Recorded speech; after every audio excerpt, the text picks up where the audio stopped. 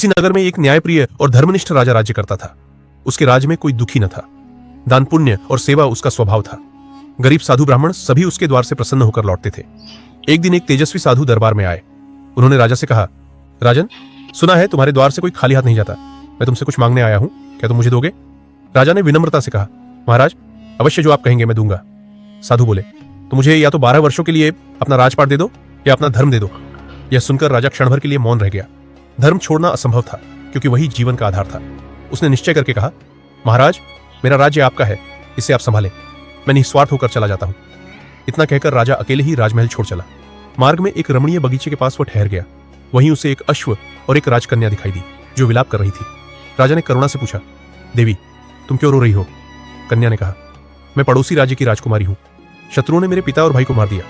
किसी प्रकार प्राण बचाकर यहां पहुंची हूं। अब आपके सिवा मेरा कोई सहारा नहीं है।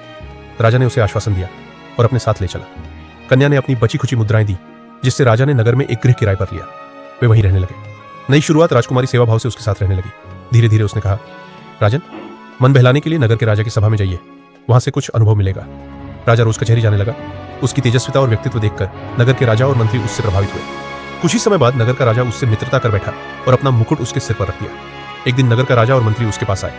राजा ने राजकुमारी से सारी बात कही। राजकुमारी ने कहा, तो आप नगर भर को आमंत्रित कीजिए और कल सबको भोज कराइए। राजा पहले तो चकित हुआ, बोला, मेरे पास कुछ भी नहीं है, मैं ये कैसे करूंगा?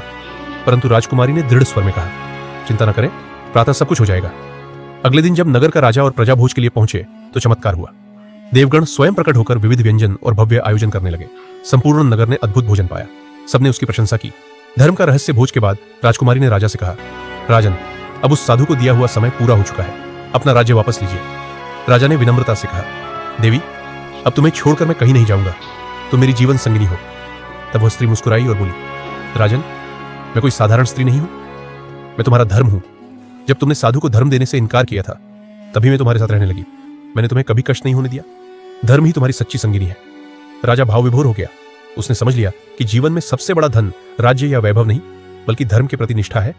निष्कर्ष, जो व्यक्ति धर्म का साथ देता है वह किसी भी कठिन परिस्थिति में पराजित नहीं होता।